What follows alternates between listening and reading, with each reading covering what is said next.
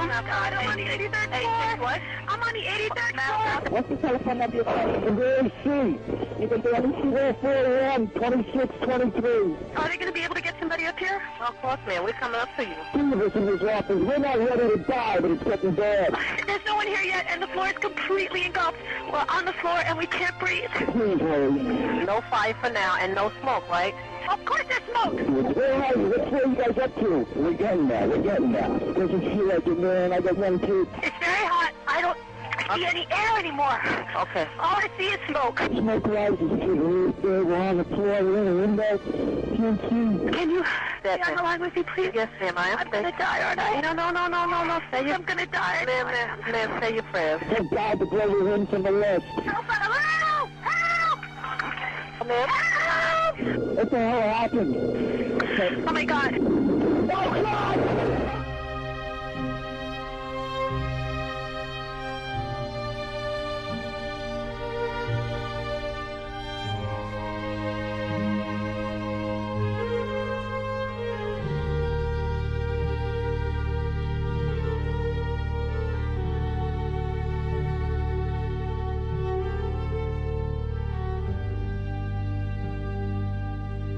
For most Americans, the destruction of the Twin Towers will remain embedded in their memories and their hearts as the epitome of horror, astonishment, and unjustified human suffering.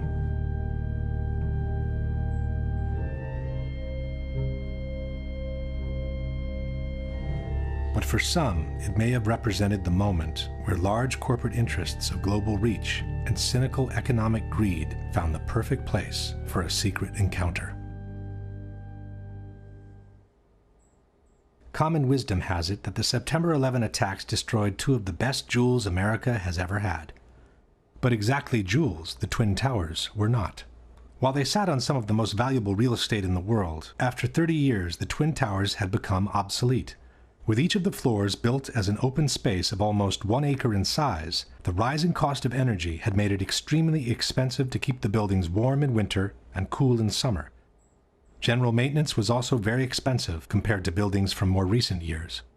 In his 1999 book on the Twin Towers, Divided We Stand, author Eric Darton wrote, "When the World Trade Center was bombed in February 1993, it was already passing its prime as office space, overtaken by a generation of more recent, cybernetically smart buildings with higher ceilings and greater built-in electrical capacity. To maintain the Trade Center as Class A office space commanding top rents, the Port Authority would have had to spend $800 million rebuilding its electrical, electronic communications, and cooling systems." Furthermore, after the 1993 bombing, the tenancy had dropped dramatically, and it had been very hard to bring it back to normal levels. But the biggest problem with the Twin Towers was the large amount of asbestos they contained. Built in a time when the use of asbestos was still allowed in civil construction, at least 400 tons of this extremely dangerous material had been used to fireproof the steel structure of the buildings and to insulate hundreds of miles of pipings for water, heating, and air conditioning. Asbestos was also present in the ceiling panels, the elevator shafts, and the vinyl tiles from office floors. From a property condition assessment of the Twin Towers dated December 2000, we read, "According to Port Authority records, a total of 7 million square feet of vinyl asbestos floor tiles were installed in the World Trade Center. By the time asbestos was banned from civil construction, the Twin Towers were nearing their completion. Initially, the asbestos was encapsulated, wherever possible, to prevent the particles from being inhaled. But in the 1990s, the regulations grew tighter, and every time a simple renovation was needed, the complete removal and replacement of the asbestos was also required. At the same time, because of the health risk it posed, the cost of asbestos removal and abatement had been skyrocketing. Safety procedures required the areas to be treated to be vacated in advance, hermetically sealed, and kept under negative pressure at all times to prevent particles from escaping outside. Only specialized workers could access the area, wearing airtight suits and respirators. A full decontamination process was required every time they left the area.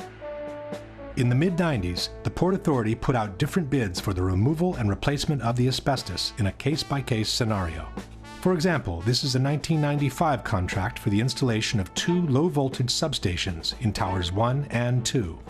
One section in the contract listed the replacement of asbestos at floors 41, 42, 75, and 76 in Tower 1 and floors 75 and 76 in Tower 2. Total cost for the asbestos removal and replacement, $868,000. Tower 2, 40th floor.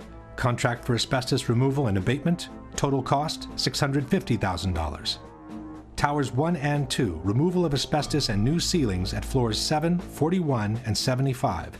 Total cost, $882,000. It soon became clear that the Twin Towers were quickly turning from a prestigious asset into a serious liability. From the December 2000 condition assessment, we read, from 1986 to 1999, a total 31 contracts were bid, and a total of $58.2 million was spent in abatement projects. By then, 3.5 million square feet of vinyl asbestos floor tile was removed. Only half of the initial 7 million square feet installed. At the estimated cost of $5 to $6 per square foot, that accounted for an additional $20 million in cost for the Port Authority, and that was for the floor tiles only. There were also hundreds of thousands of square feet of spray-on fireproofing to be removed throughout both buildings. And then there were the elevators. This is the list of elevator shafts with asbestos-containing material as of December 2000. This is Tower 1. And this is Tower 2. Reportedly, by the year 2000, the Port Authority was looking at an asbestos abatement bill of as much as $1 billion, the same money it would have cost to build a brand new tower. Back in the 90s, the Port Authority had sued the insurance companies, trying to get them to cover the cost of the asbestos removal. But in May 2001, 4 months before the terrorist attack, the Port Authority of New York and New Jersey lost their 10-year-old court battle. At that point, the Port Authority was between a rock and a hard place. The Twin Towers could no longer be maintained without incurring the cost of asbestos removal, yet they could not be demolished because of the large amounts of asbestos they contained. The only remaining option was to dismantle and remove the two poison-filled giants one piece at a time. But the cost of such an operation would have been so astronomical that no one has ever tried to put a number on it. Luckily for all, the stalemate was broken when a real estate tycoon named Larry Silverstein, who already owned Building 7, offered to purchase a 99-year lease for the Twin Towers. 76 years old, and look at him go. He walks fast, talks fast, and is always selling. Silverstein seemed in a big hurry to close the deal. Even though he had been hospitalized for a car accident during the bidding operations, he asked his doctors to take him off the morphine so the deal could be finalized. So I told the doctor, I said, kill the morphine, and I got to get my people in here, because you can't think with morphine. So they let the morphine run down. The pain was terrible, but I brought everybody together, and that's when we framed our best and final bid.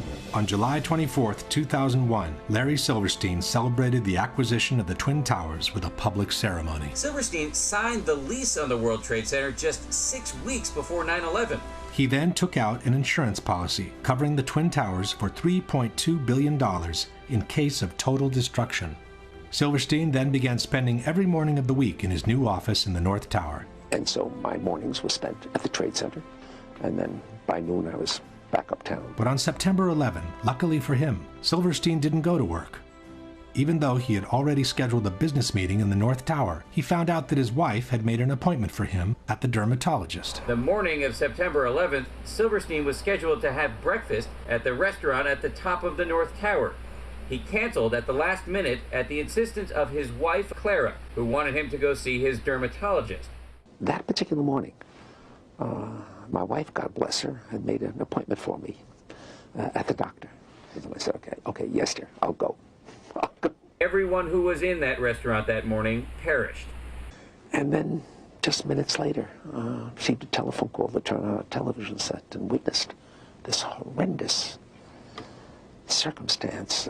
This is how, on the evening of September 11, Larry Silverstein found himself in control of some 12 million square feet of new office space to be built on some of the most valuable real estate in the world.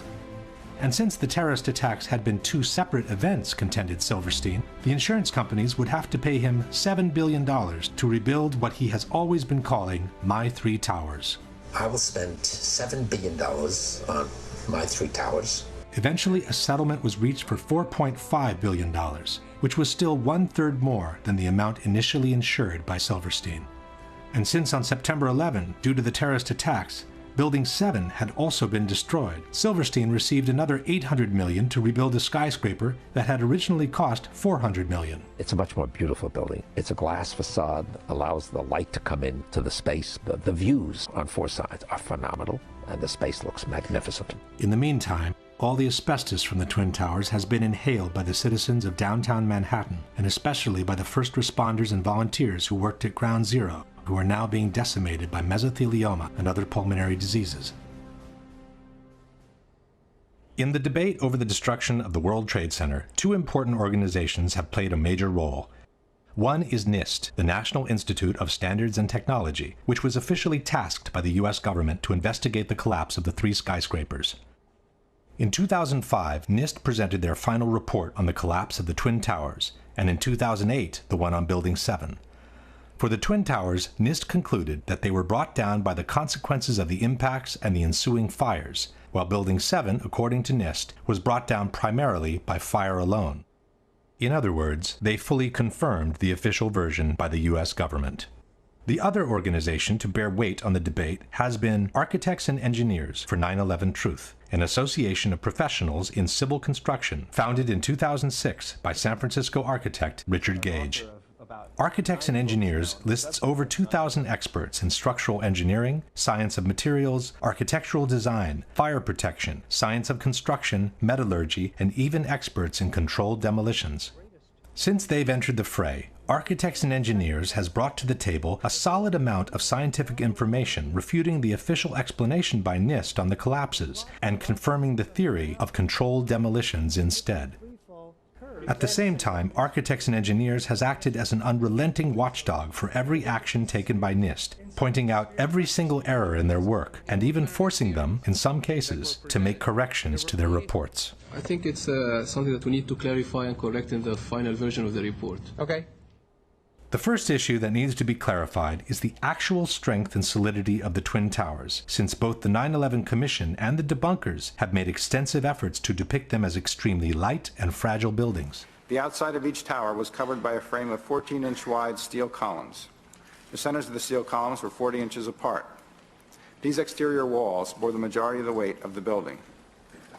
The interior core of the buildings was a hollow steel shaft in which elevators and stairwells were grouped. Le torri di New York invece erano sostenute da un'intelaiatura esterna, da sottili nervature d'acciaio, insomma erano come dei parallelepipedi vuoti. Il World Trade Center era una struttura leggerissima, no? La massima espressione del grattacielo leggero, come lo chiamano i tecnici. C'è un solo altro edificio che io sappia, che è quella che si chiamava un tempo la Sears Tower a Chicago, che usa lo stesso tipo di struttura. Dopo il World Trade Center nessuno l'ha più usata. As we shall see, all these statements are false.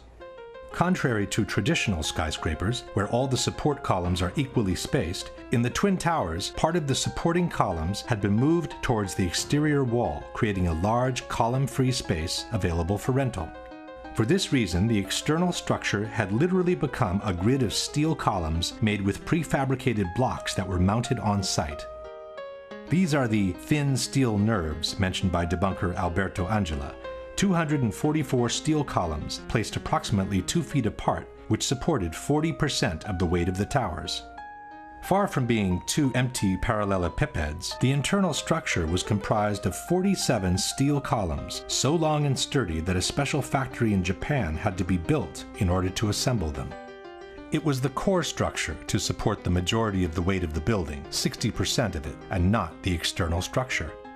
The core structure seen on the left is what the 9/11 Commission has called a hollow steel shaft. This is the same core structure near the base of the tower. The core structure was an actual, extremely robust steel skyscraper built within another skyscraper. The core structure housed the stairs, the elevators, and all other services needed for the functioning of the tower. The inner walls of the core structure were made of simple layers of sheetrock. A long series of steel trusses connected the core structure to the external one and supported the floors. The floors were also prefabricated rectangular pieces covered by a thin layer of concrete. The internal and external structure connected through an umbrella-like structure called a hat truss, which kept together the towers and bound them from above. The idea that this kind of structure is fragile and therefore no longer used after 9/11 is disproven by the new Building 7 built by Larry Silverstein. A strong central structure supports the majority of the weight of the building. Long steel beams support the floors and connect the core structure to the external one, allowing for a large column-free space in between, a very similar concept to the one used in the Twin Towers. Most importantly, the debunkers forget to mention that the Twin Towers were built with a structural redundancy of 3 to 5 times the weight they were meant to support. This structure was capable of holding 3 to 5 times the weight. These buildings are built to handle several times the load above them. So those perimeter columns could handle 5 times the load above them, and the core columns could handle 3 times the load above them. In addressing the solidity of the Twin Towers, the Massachusetts Institute of Technology stated that its 244 perimeter columns made it one of the most redundant and one of the most resilient skyscrapers.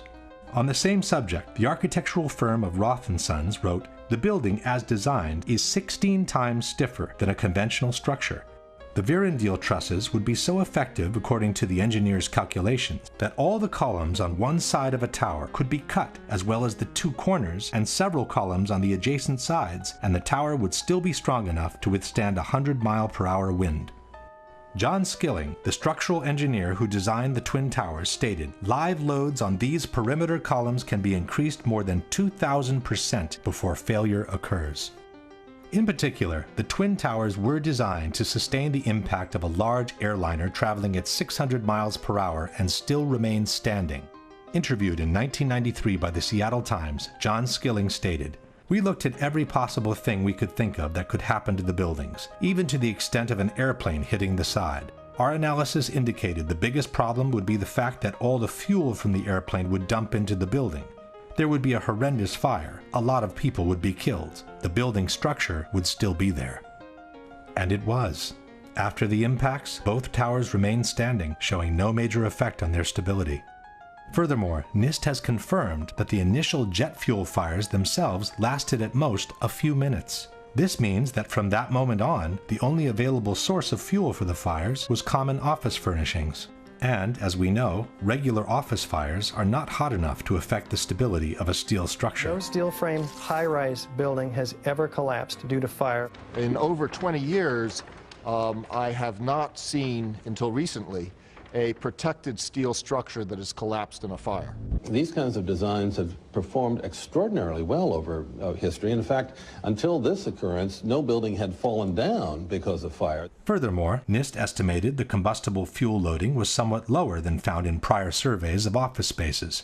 The number of interior walls, and thus the minimal amount of combustible interior finish and limited bookshelf space account for much of the differences. There was no reason for the towers to collapse at that point.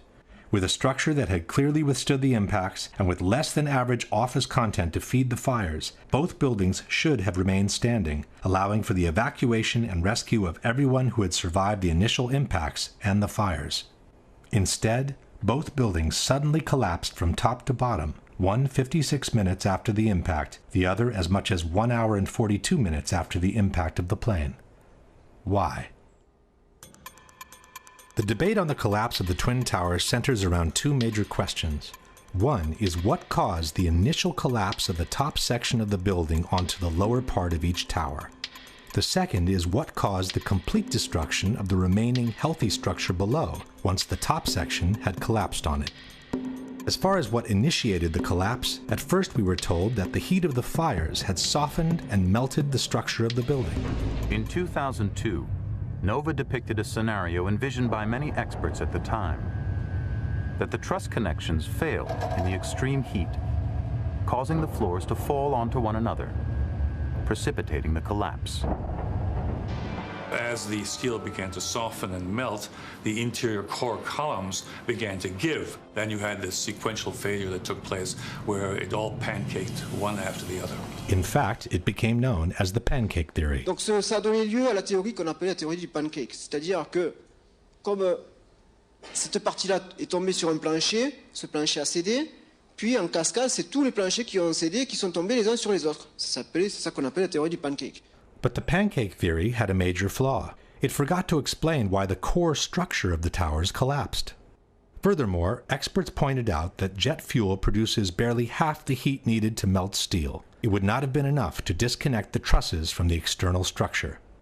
At that point, the official explanation backtracked and settled for a more generic weakening of the steel due to the fires.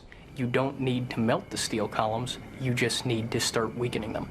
What we found is it doesn't take temperatures high enough to melt steel. It just has to heat up the steel so it expands and then softens and weakens the structure until it collapses. In the new explanation, the initial failure was no longer blamed on the rupture of the steel trusses, but on their sagging due to the heat. The trusses stayed connected to the columns, even as they sagged from the heat.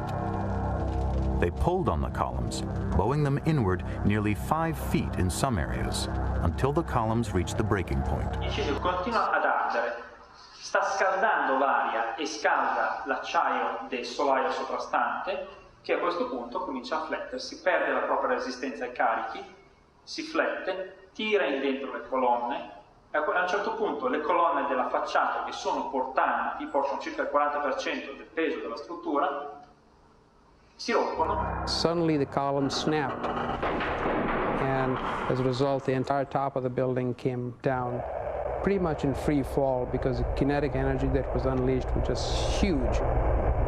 NIST also maintained that the impact of the airplanes widely dislodged the fireproofing from the trusses, hastening the process that eventually caused them to sag. It should be noted that NIST made the dislodgement of the fireproofing a necessary condition for the towers to collapse. The buildings would not have collapsed under the effects of the airplane impact and the jet fuel ignited multi-floor fires. And the reason it collapsed is because the fireproofing was dislodged. But the theory of the sagging trusses created even more problems than the one before. First of all, there is no proof whatsoever that the fireproofing from the steel had been widely dislodged by the impacts, as NIST has maintained. The steel structure of a skyscraper is elastic, not rigid, and it absorbs the impacts by slowly swaying back and forth, not by vibrating. The building swayed slowly one way toward the Hudson River to the west. And by the time it came back, I just jumped up and just had to get out of the elevator. In fact, there are good reasons to believe that the fireproofing from the steel was not dislodged at all, as in the following example. This is James Glanz for the New York Times. When the plane hit the North Tower between the 94th and the 98th floors, Steve McIntyre, an engineer for the American Bureau of Shipping, was reading his email on the 91st floor. The plane hit, and I think he described it as the biggest wham he'd ever heard. But there wasn't much shaking. His email was still there after the impact. He was still staring at a glowing screen. He had a little knick-knack, a piece of slate in the shape of a sailboat, hadn't fallen off his desk. Pictures of his wife and kids just propped up on a bookcase were still upright. Nothing had fallen over. McIntyre was just below the point of impact. If his pictures didn't even fall, why should the spray-on fireproofing have been detached from the steel trusses? Secondly, there's no proof that the temperatures were high enough to seriously weaken the steel in any case, with or without fireproofing. The majority of the jet fuel was burnt up instantly in the big fireball, and it was gone.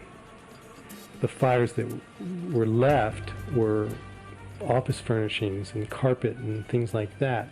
A lot of things in these kind of buildings have to be fire resistant by nature. It's required by code. In their computer simulation, NIST claims to have observed temperatures beyond 1800 degrees during the fires. But NIST has used their own computational model, and they've never published the data from their simulation. When architects and engineers asked to verify the computer model used by NIST, their request was denied. The truth is that NIST itself admitted in their own report to have no proof for temperatures high enough to seriously weaken steel. From the NIST report we read, of the more than 170 areas examined on 16 perimeter column panels, only 3 columns had evidence that the steel reached temperatures above 250 degrees centigrade, or 480 degrees Fahrenheit. Only 2 core column specimens had sufficient paint remaining to make such an analysis, and the temperatures did not reach 250 degrees centigrade. No conclusive evidence was found to indicate that pre-collapse fires were severe enough to have a significant effect on the microstructure that would have resulted in weakening of the steel structure. In other words, NIST openly admits to have no proof to support their own theory. In conclusion, the known facts are: steel melts at about 2800 degrees Fahrenheit. Softening can begin at about 1100 degrees Fahrenheit. Except for 3 isolated spots, NIST admits to have found no proof of temperatures beyond 480 degrees Fahrenheit, which is less than half the temperatures needed to seriously weaken steel. On the other hand, there is multiple evidence that the temperatures needed to seriously weaken steel were not reached for a sustained time in the Twin Towers. The first one is that a group of 16 people managed to descend through the area devastated by the impact without obviously being burned alive. One of them is Brian Clark. And when we came to the 78th floor, the last layer was standing, but it was cracked, and there were flames licking up the other side of the wall like this. It wasn't a roaring inferno. I sensed that the flames were maybe starved for oxygen right there, you know, in the interior.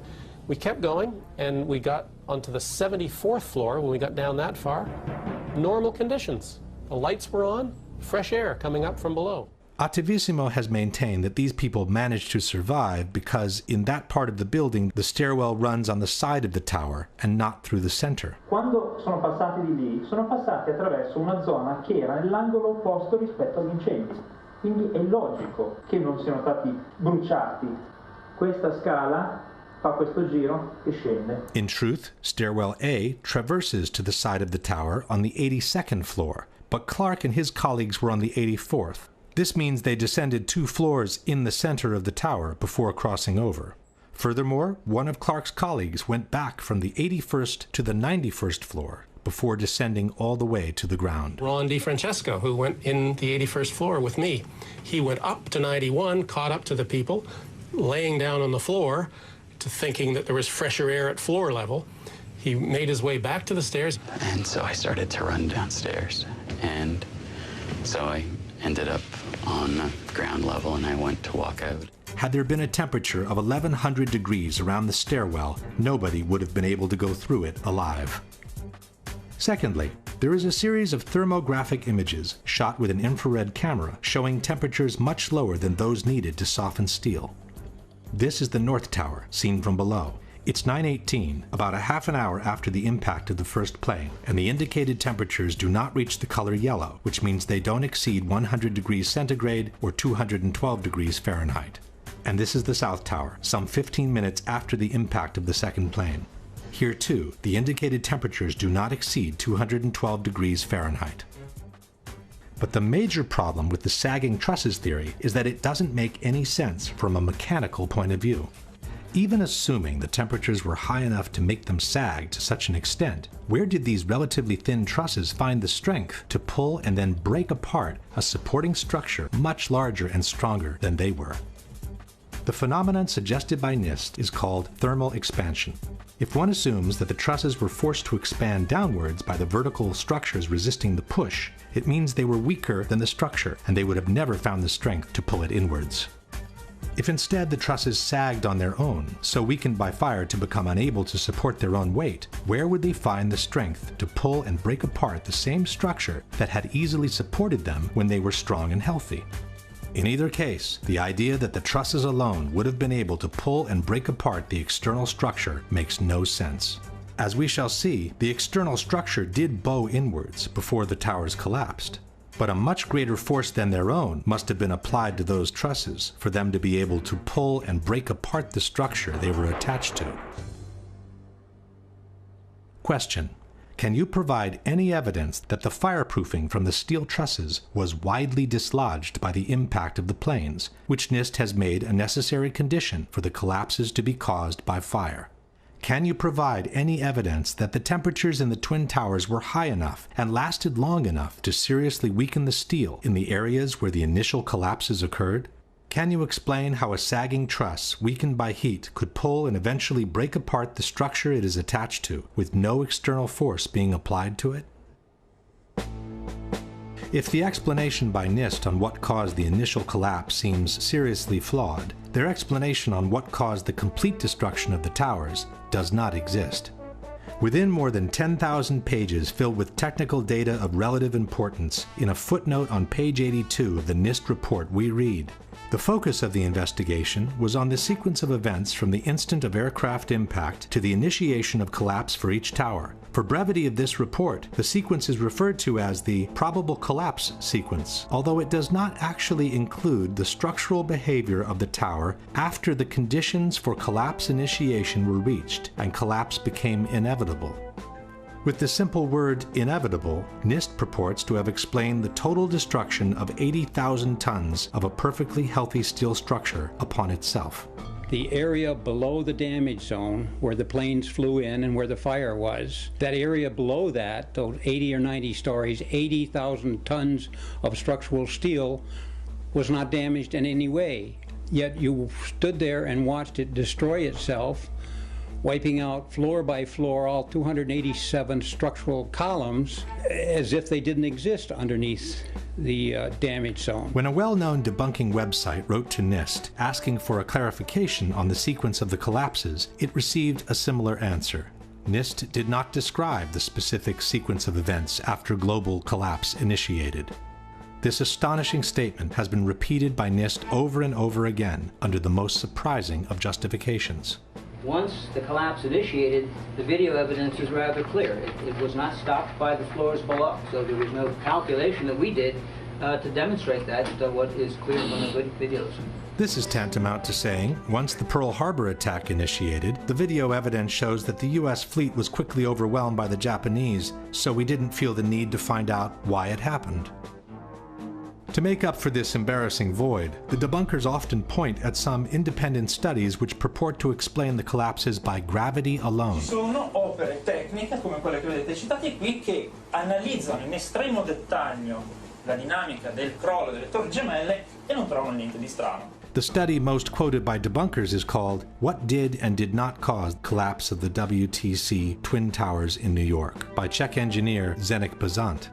But in his own study, Mr. Bazant admits to have worked on a one-dimensional model, while he states, the high tilt seen on the South Tower top would call for a three-dimensional model of progressive collapse. In any case, it is not up to private studies to explain the collapse of the Twin Towers.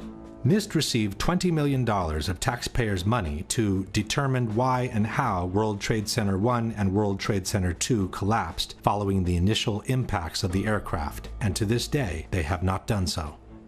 This is why Architects and Engineers has kept pressing NIST, asking them to publish their data in regards to the potential energy released during the downwards movement of the upper stories and the absorptive capacity of the intact structure below the collapsed zone. Structural engineers do this every day. This is not rocket science. You have the known weight of this building mass. You have what are known columns below it in order to resist it. You let it go in your models and you calculate what the resistance is. Why didn't they do it? Could it be because they knew darn well that it would not have collapsed at all? In fact, it could be suggested that NIST never explained the collapses by gravity alone because it would be impossible to do so without violating at least two of the most fundamental laws of physics. One is Newton's third law of motion, which states that for every action there is an equal and opposite reaction. This means that two opposing forces will neutralize each other. In a head-on collision, the two cars absorb each other's kinetic energy and transform it into physical deformation or damage.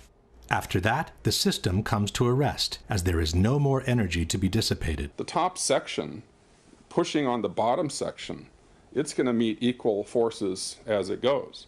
Both sections are going to be demolished at the same rate. So by the time you've crushed up 15 stories below it, the top 15 stories are also going to be crushed. And so there's nothing left now to crush the rest of the building. Something of this kind is what we should have seen when the top section of the towers collapsed onto the lower one. The upper and lower sections should have mutually destroyed each other until all the energy is dissipated and the system comes to a rest. Alternatively, as shown in this experiment with two towers made of snow, the top section could have fallen off to the side after the initial collapse. What could not have happened is this. A little tiny chunk of the building can't possibly fall and crush the entire structure below it. This is such a simple, fundamental concept that architects and engineers were astonished in seeing it totally ignored by NIST. This is high school physics, and our whole society is being led to believe that these fundamental laws of physics, hard science, don't apply anymore. But even if we assume that the top section of the tower had enough potential energy to destroy the rest of the structure below, it could not have done so at the speed it did, which was near freefall speed. That would have violated an even more important principle in physics, known as the law of momentum conservation. This law states that the total energy within an isolated system must always remain the same. As we have seen, the energy can be transformed within the system, from motion to physical deformation. But for the deformation to begin, the velocity must decrease in order for one kind of energy to be transformed into the other. No new energy can be added to the system. One particular example of momentum conservation is freefall. Freefall happens when the only force applied on an object is gravity. This means that all the potential energy contained by the object is converted into vertical motion. As soon as the falling object hits an obstacle and breakage occurs, the speed must decrease because some of its energy needs now to be converted into physical breakage. It takes energy to break things apart, and that energy must come from within the system. Thus, the falling rock cannot keep falling at free fall speed and break apart at the same time because it doesn't have enough energy to do both. Let's go now to the Twin Towers and ask a simple question. Assuming that the top section on the left contains enough potential energy to destroy the rest of the tower, and assuming we dropped both upper sections at the same time, which one would hit the ground first? It would be the second, of course. As it finds no obstacles in its path, the section on the right would quickly accelerate to free fall speed and maintain it all the way to the ground. The section on the left instead needs to use some of its energy to destroy the structure below, so it could never achieve free fall speed.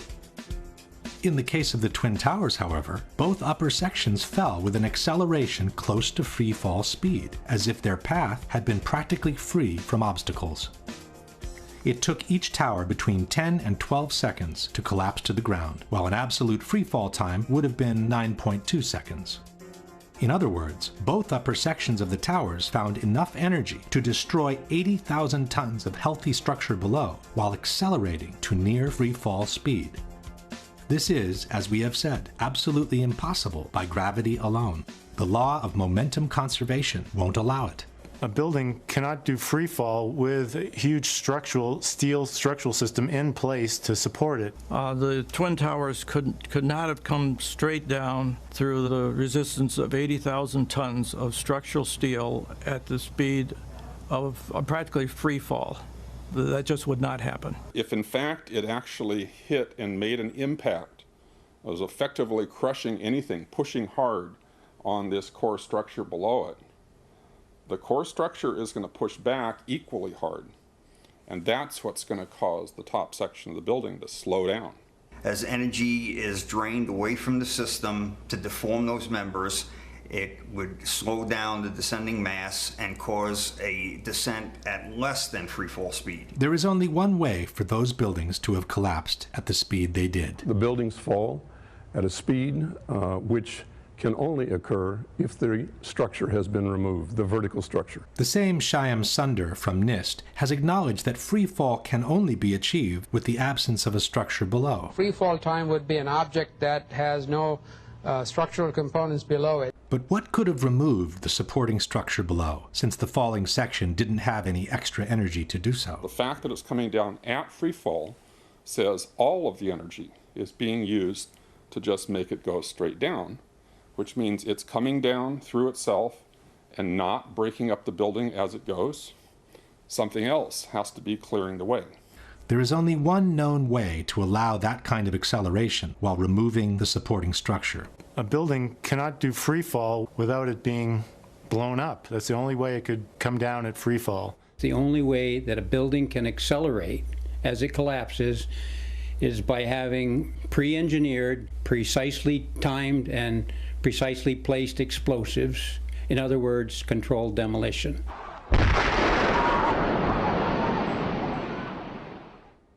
Since a near freefall speed automatically means a controlled demolition, the debunkers have tried to deny that the Twin Towers fell in about 10 seconds each. Tempi di crollo, si parla di 10 secondi, tempo di caduta libera, esatto, ma i tempi di crollo delle torri gemelle non sono quelli di una caduta libera. Sono, sulla base dei video disponibili, di almeno 16 secondi. Basta ascoltare la durata del boato.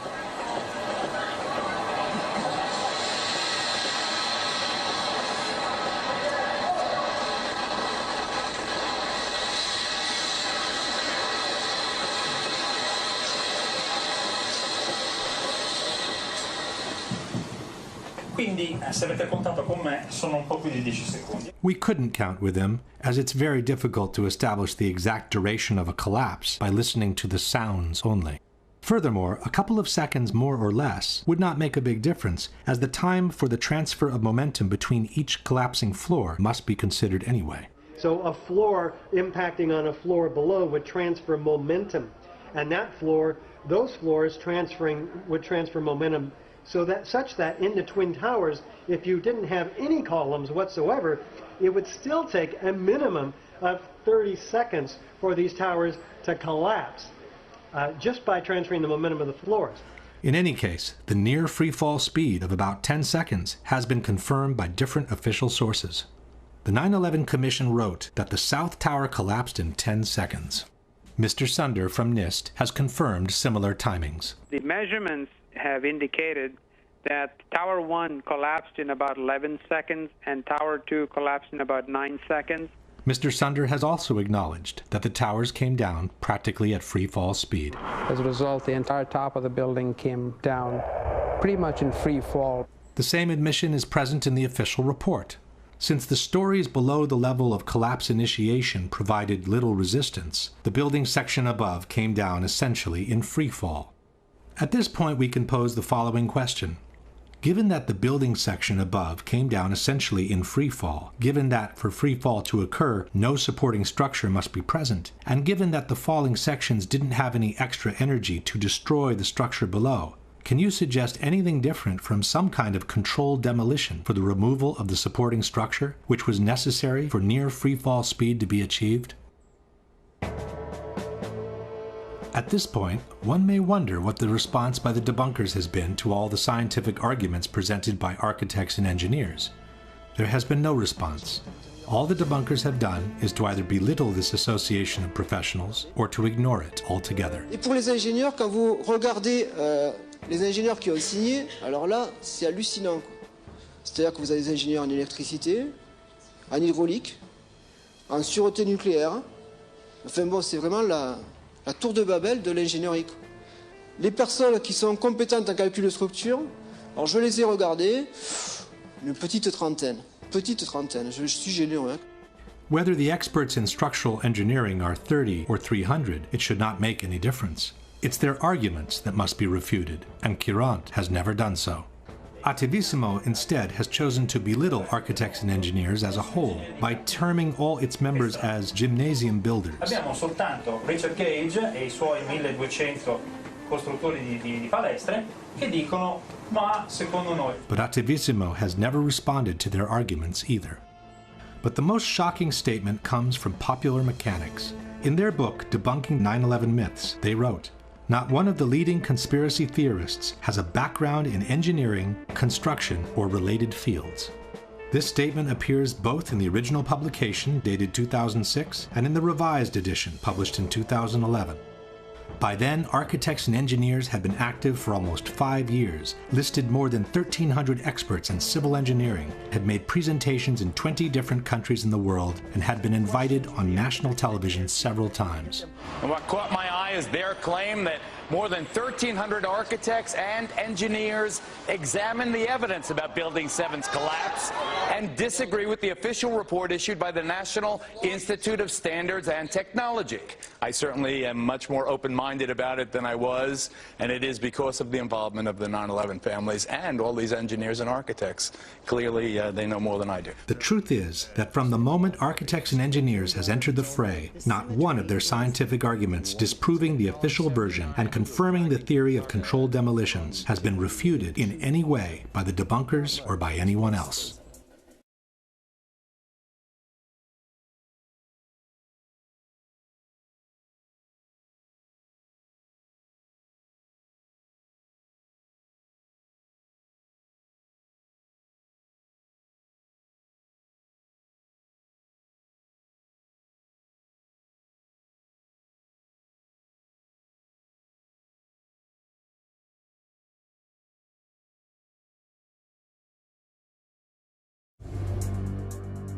Let's now return to the previous question, which is still unanswered. What caused the initial collapse of the upper section of the towers onto the rest of the building? As we have seen, there was a bowing of the facade before the collapse, but the trusses didn't have any strength of their own to cause such a massive bending of the external structure. If explosives were used, however, and this part of the core structure was made to collapse first, then the trusses would have had enough strength to pull along the facade and to initiate the global collapse. In fact, it was observed that the antenna from the North Tower begins dropping slightly before the top section of the building collapses, which indicates the central structure was destroyed first. Even though a controlled demolition seems the only valid explanation for the collapses, the debunkers have brought different arguments against this possibility. The first argument is that it would have been impossible to place the explosives under everyone's eyes. It would take an army of workers. It would take months. So this idea that, some crew dressed in black could sneak in the middle of the night and wire a building like that to be demolished is just, it's absurd. Ipotizziamo che siano veramente state minate. Come si fa? Entrano di nascosto delle persone, portano dell'esplosivo. Scusi, sa, devo lasciare qui questa serie di zainetti. Non ci faccia caso, poi spariscono. There are, however, different facts to be considered. The first one is that in the months previous to 9/11, a major renovation of the elevator system in both towers was undertaken. From the March 2001 issue of Elevator World, we read, Ace Elevator undertook what was perhaps one of the largest, most sophisticated elevator modernization programs in the industry's history at New York City's prestigious World Trade Center. No one is suggesting that this company had anything to do with the possible planting of explosives. But such an extensive renovation process would have certainly provided the cover for a special team to access the internal structure of the buildings at any given time. As explained by Richard Heumann, Chief Electrical Engineer for the Twin Towers, the elevator shafts gave direct access to the core columns. I'm very familiar with the interior structure that surrounded the elevator shafts. And, of course, their access to the elevator shafts gave them total access to the surrounding core columns, the interior of the core columns.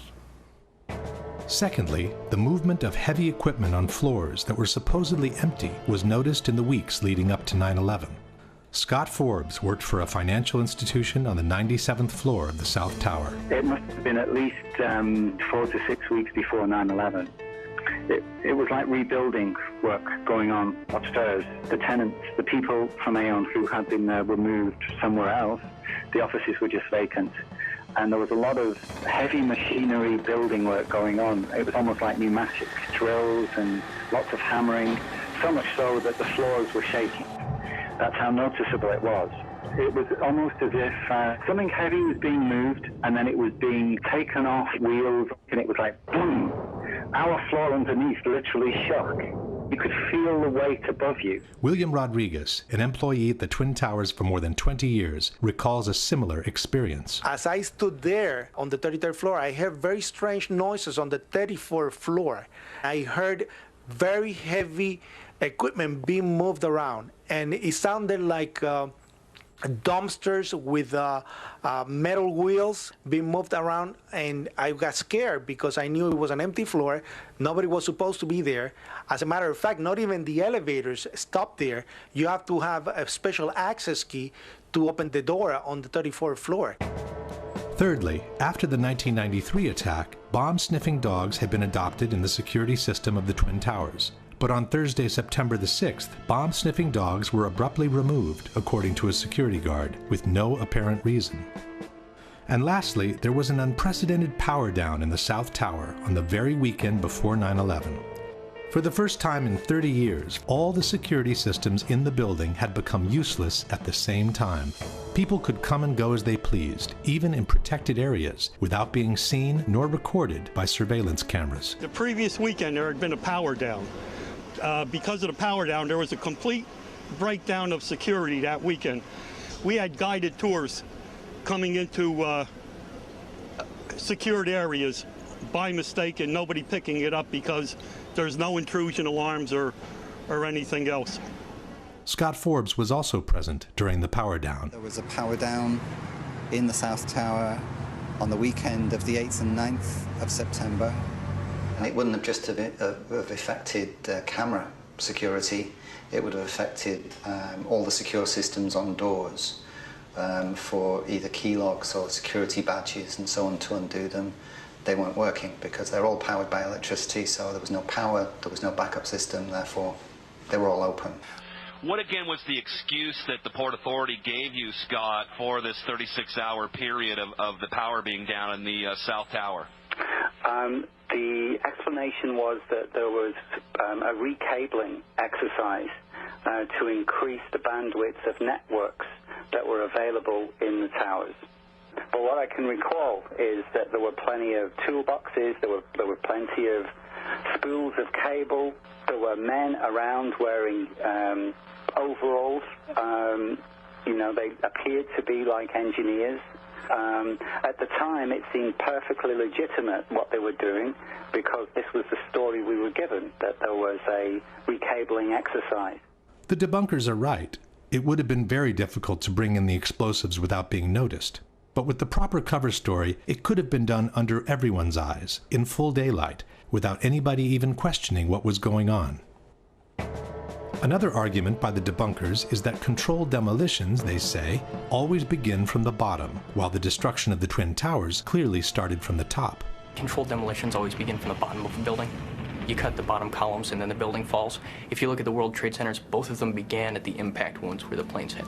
Il crollo della torre parte dall'alto, mentre nelle esplosioni controllate parte sempre dal basso. Si demoliscono le fondamenta, poi si va su e la torre, il palazzo che deve essere demolito, crolla subito. But this is not true.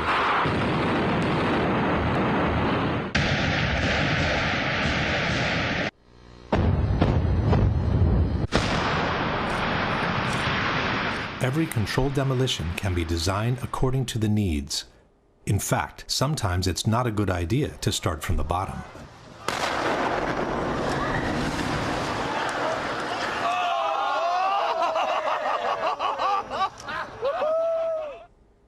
This brings us directly to the issue of explosions.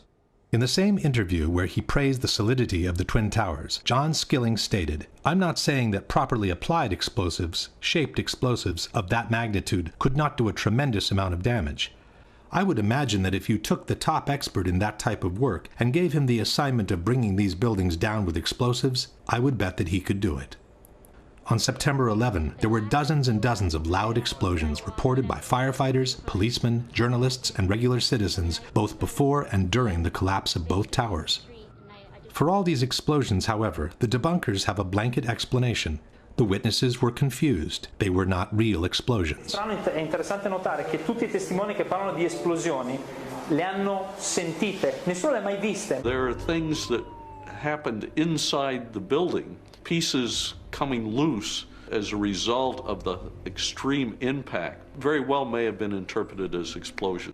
Molto spesso I profani parlano di explosion, ma non intendono strettamente la carica di dinamite che fa boom, parlano di botto, di boato, e il boato può essere dovuto a tante ragioni. What's an explosion sound like?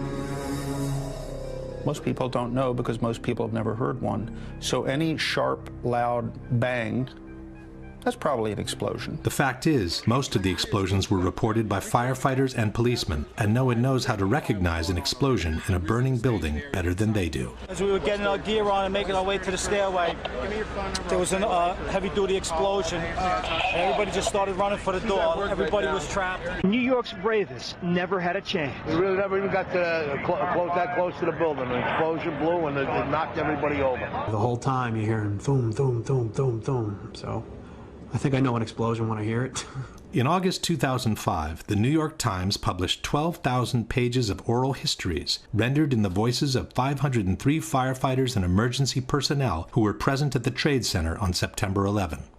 Over 100 of them, 1/5 of the total, has reported explosions in the buildings prior or during the collapses. Regular citizens also seem quite capable of telling an explosion from a simple object falling to the ground. Something, either they blew the lobby up or something, because it blew the glass out of the doors and knocked us all down, and I got smoke and everything on me. I just feel a little shook up because I got blasted, you know. So. Before proceeding, one thing should be known about controlled demolitions. Just like the Twin Towers, most modern buildings are built with a high redundancy factor in terms of structural strength. For this reason, a series of preliminary explosions is normally needed in controlled demolitions to weaken the structure before the actual collapse can be induced.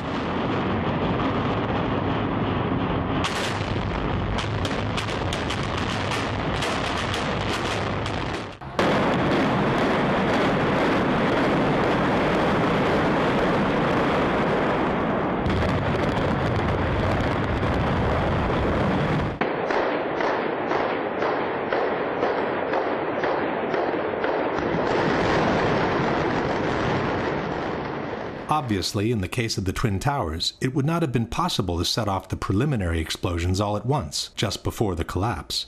To make them less noticeable, it would have been wise to set them off at separate intervals, any time between the impacts of the planes and the collapse of the towers. For this reason, it's important to keep in mind the exact chronology of the events. 8:46, first impact into the North Tower. 9:03, second impact into the South Tower. 9:59, collapse of the South Tower. 10:28, collapse of the North Tower. 5:20 in the afternoon, collapse of Building 7.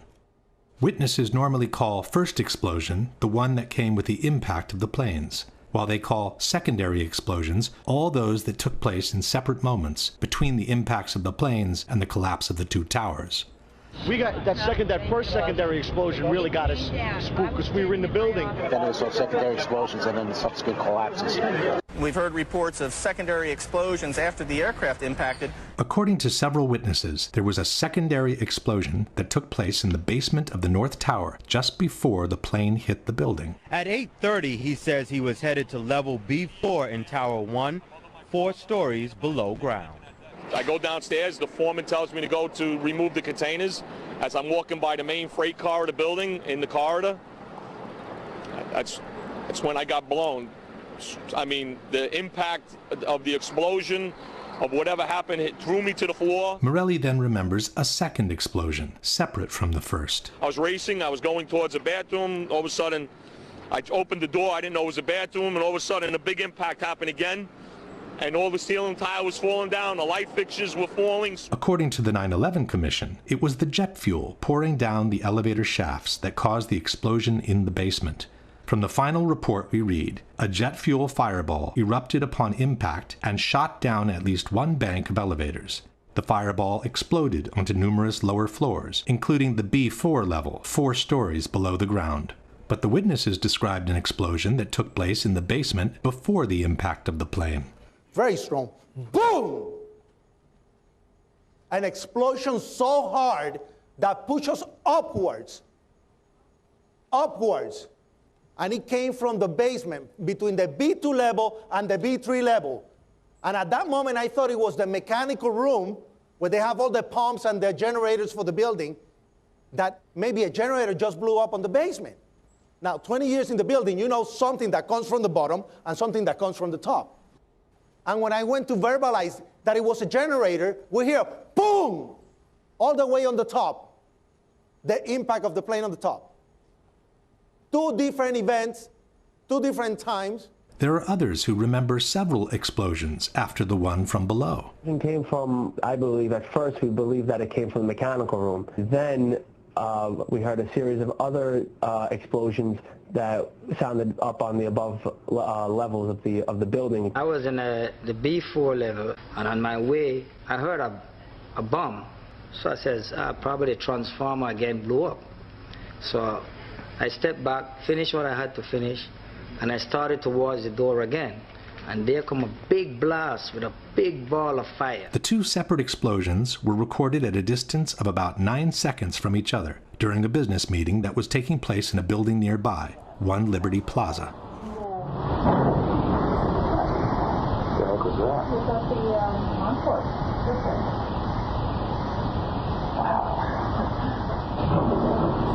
It sounded like something crashed. When faced with this precise question, the editors of Popular Mechanics chose not to answer it, and fell back on the generic explanation of the jet fuel in the elevator shafts. Ask what your guys' explanation is for Willie Rodriguez's testimony that he heard, experienced, and his coworkers were actually burned by an explosion in the basement of the North Tower prior to the plane hitting, and this has been verified by at least 20 different eyewitnesses. Jim Meggs of Popular Mechanics. When the planes struck the buildings, they penetrated the internal core. Jet fuel poured down stairwells and elevator shafts, setting off secondary explosions. Not to mention the horrific impact of these fully loaded planes hitting the structure and causing enormous swaying. It's interesting to note too that you still didn't address the fact that it was before Empire State Building crash back in 1945. But the explanation of the jet fuel in the elevator shafts has several problems of its own. First of all, there were no regular elevators connecting the basement to the top levels of the towers. Each tower consisted of 3 separate buildings, built on top of one another, each with their own elevator system. There were only 2 elevators connecting the lobby to the 44th and 78th floor. But the plane struck on the 95th floor, which means the fuel could not have poured down these elevator shafts. There were only 2 banks of elevators that went all the way from the basement to the top of the towers, and they were mostly used by maintenance people.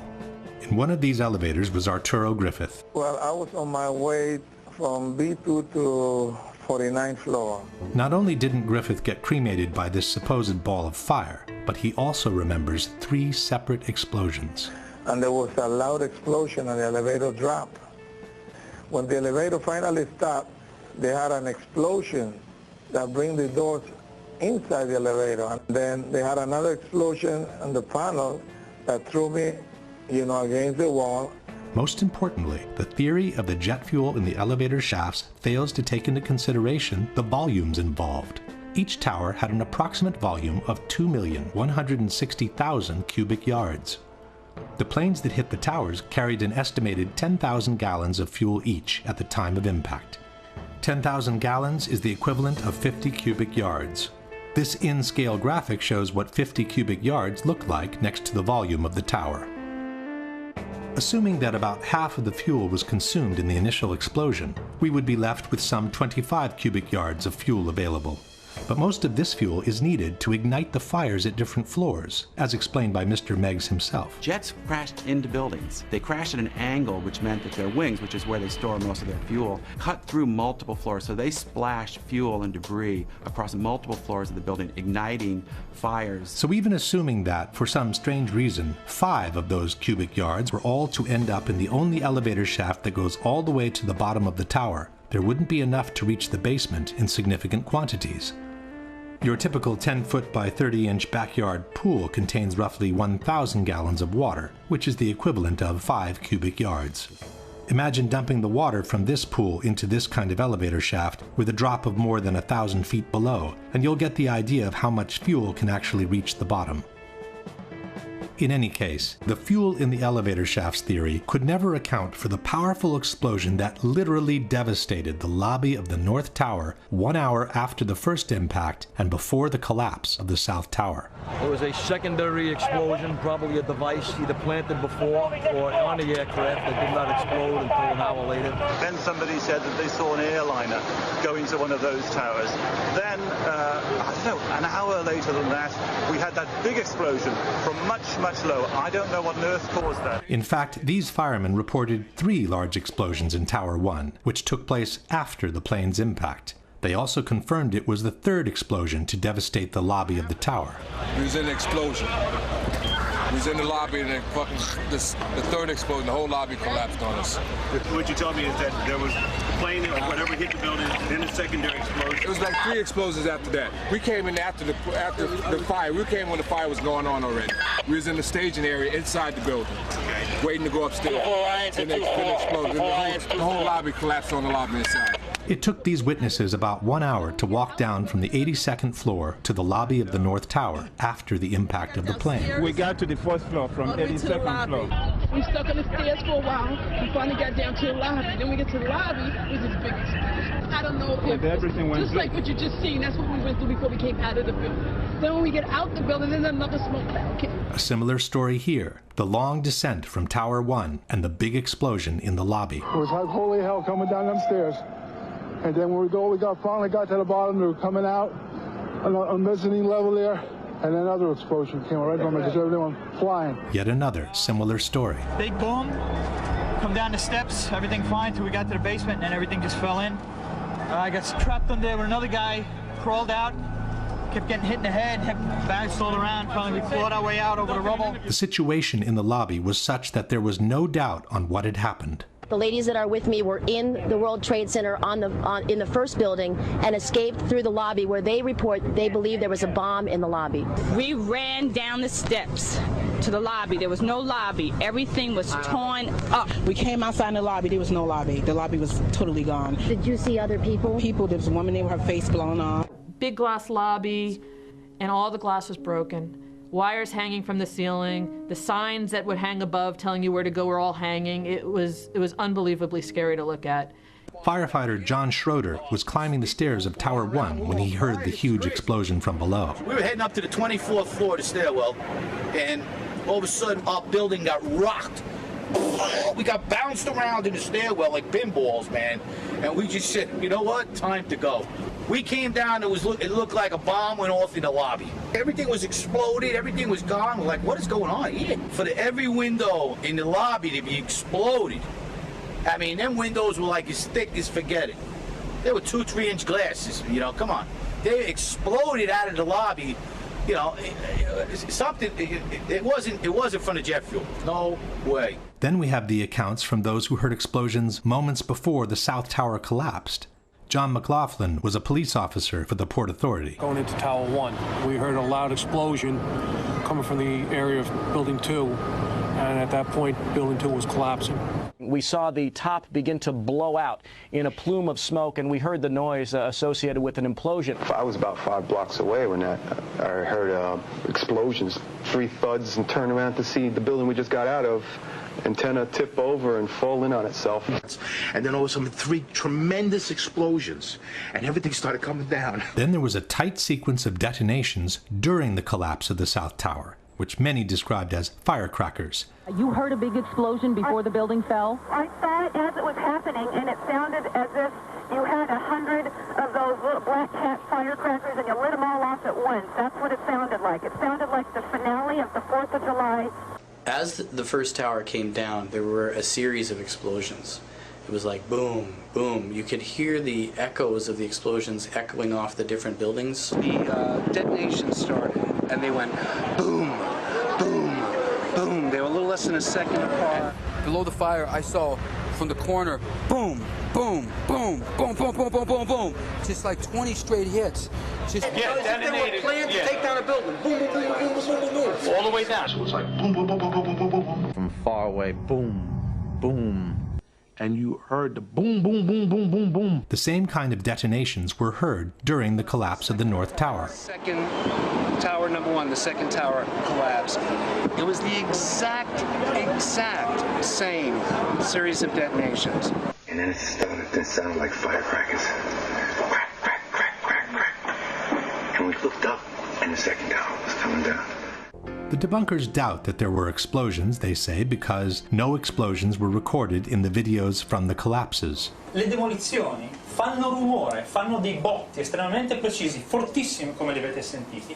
Come mai nelle immagini delle torri gemelle non ci sono le esplosioni, ma c'è un solo boato continuo? Lorsqu'il y a une explosion, on la ressent. On la ressent comme il faut. Ça se mesure, on l'enregistre. Aucune bande de son ne les enregistre. Aucune. First of all, the debunkers forget that most of the television shots were taken from a distance with long telephoto lenses, and they don't carry the actual sound from the towers. While in the videos shot by amateurs, the soundtrack is usually covered by the screams of those standing around the camera.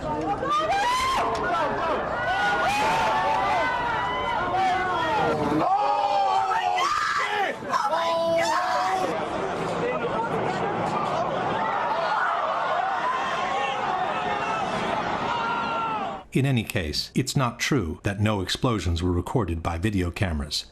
In this shot, for example, a series of loud concussions can be heard just before the collapse begins. On the left, covered by smoke, is the South Tower, moments before the collapse.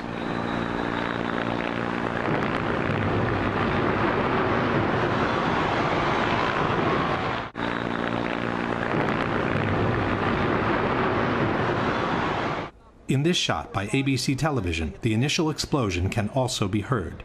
Listen carefully after the words FBI agents. This is as close as we can get to the base of the World Trade Center. You can see the firemen assembled here, the police officers, FBI agents. The towers, a huge explosion now waiting to lay on all of us. The explosion can be heard even better by separating the stereo track of the microphone from the one of the camera. Here, the police officers, FBI agents. Here, the police officers, FBI agents. The same explosion can be heard in the same clip used in a PBS documentary. But a key question remained. Did their ultimate failure? But a key question remained. Did their ultimate failure? And then there were several explosions recorded after both towers had collapsed, like this one from this BBC video. This one was recorded after both of the Twin Towers had collapsed and before Tower 7's collapse.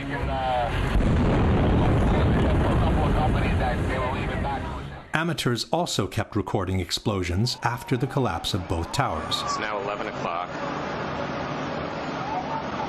Still hear continuing explosions, but...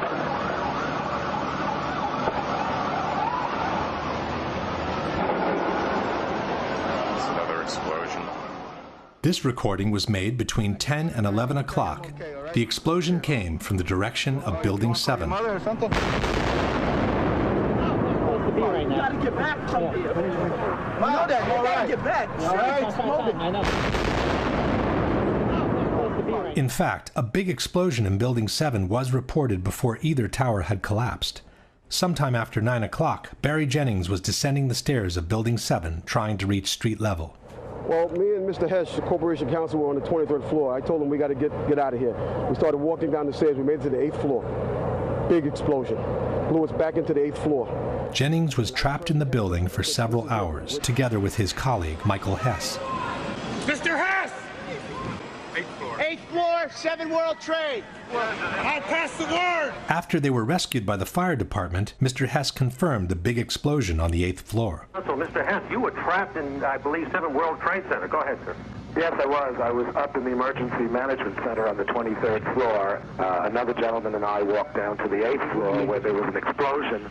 In a later interview, Jennings has confirmed the explosion took place before either tower had collapsed. Both buildings were still standing. I was trapped in there for several hours. I was trapped in there when both buildings came down. While he was trapped, Jennings kept hearing more explosions. All this time, I'm hearing all types of explosions. In fact, explosions near Building 7 were recorded up to a few minutes before the building collapsed.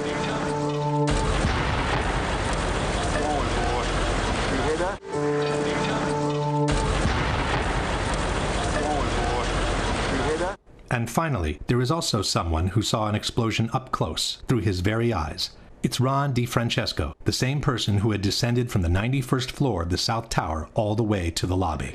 When he was exiting the building, he heard an explosion. He spun around, and a fireball was coming down the hallway at him. He put his arms up, blew him across Church Street. He woke up in the hospital 2 days later. Yeah, I had burns, they say, on 80% of my body, and a broken bone in my back, and I guess my ears were turned inside out just with the burns. My head was very swollen. You know, I had my contacts in, so they were melted to my eyes, and... To doubt the content of all these accounts does not mean to have debunked the claims of explosions. It means to willfully ignore dozens and dozens of dramatic testimonies which describe a story of September 11 quite different from the one we have been told so far. Question.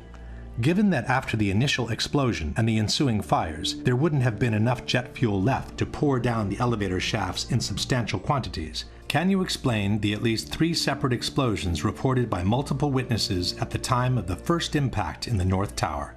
In particular, can you explain the huge explosion reported by multiple witnesses in the basement of the North Tower moments before the impact of the plane?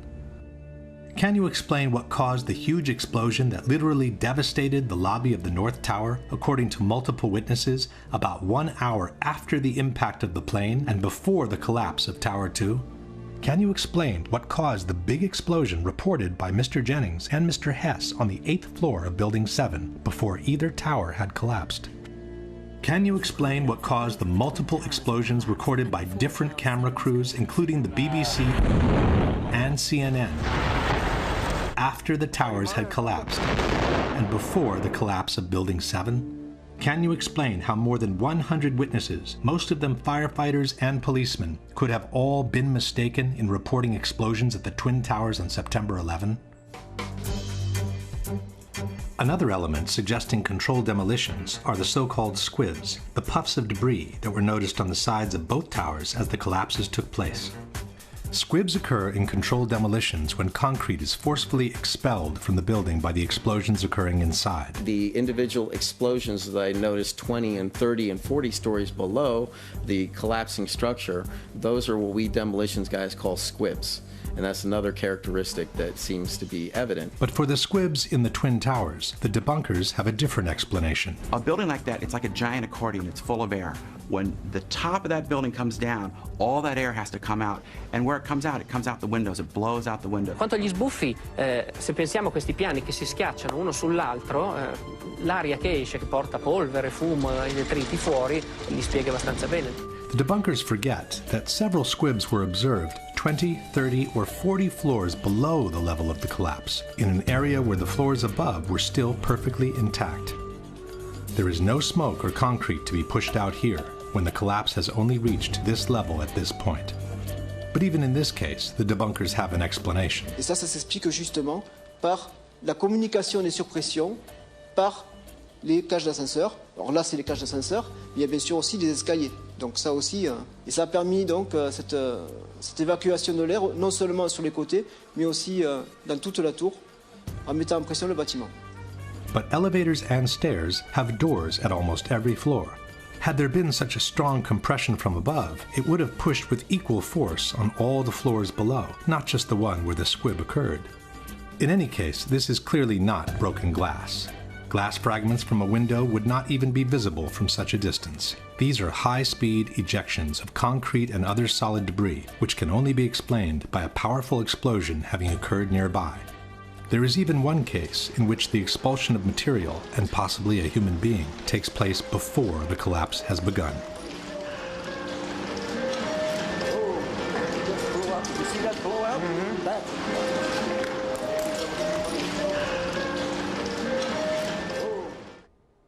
Question. Given that what we see is clearly not glass from a broken window, but concrete and other debris, can you explain what caused the squibs observed 30 or 40 floors below the level of collapse?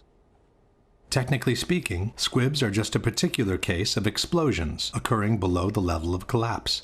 But powerful ejections of concrete and other material have been observed throughout the entire collapse of both towers.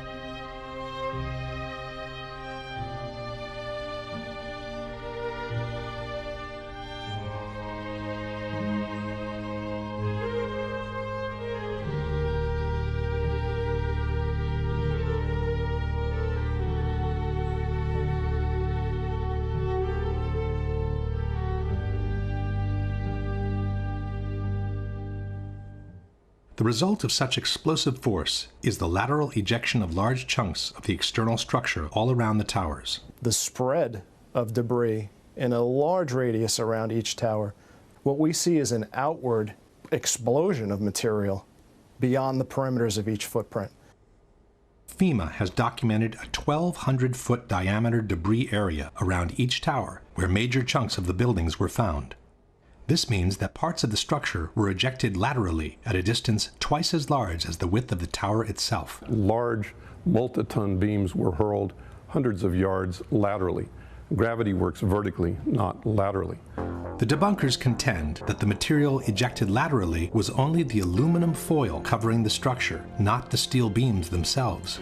Ces éléments qui sont là, certains disent, vous vous rendez compte des poutres qui font plusieurs tonnes? Non. Ça, c'est pas des poutres qui font plusieurs tonnes, c'est tout simplement le parement qui était prévu sur les tours, qui étaient des plaques d'aluminium qui étaient collées sur les poutres en acier. Les poutres en acier, elles sont là et là. Ça, c'est juste des choses très légères qui ont volé, comme tout à l'heure, ma touillette à café. Voilà. Voilà. Kiran is mistaken. The chunks of material being hurled hundreds of feet away are not just aluminum covering. They are the same prefabricated blocks of steel structure used to build the two towers.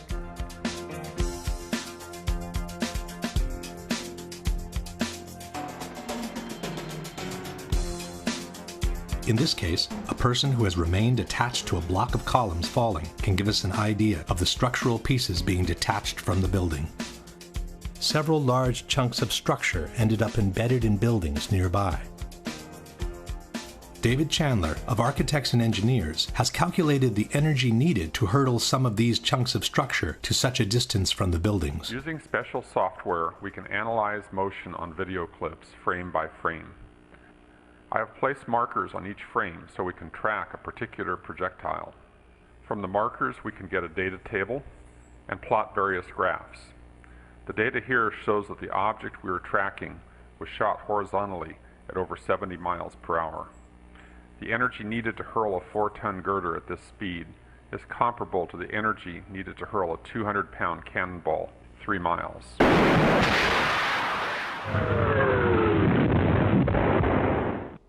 Question. Given that the falling upper sections of the towers had no additional energy to destroy the healthy structure below, where did the energy to hurtle these large chunks of structure at such a distance from the towers come from?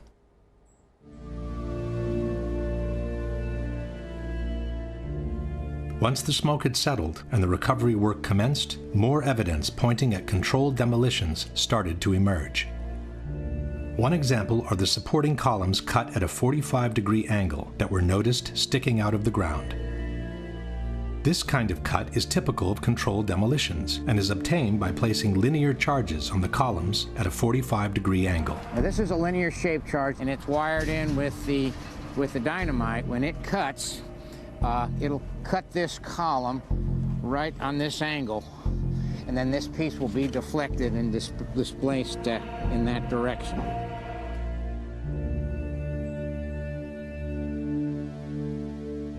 Some of those cuts on the larger chunks of the structure, called candlesticks, were made by iron workers during the removal operations.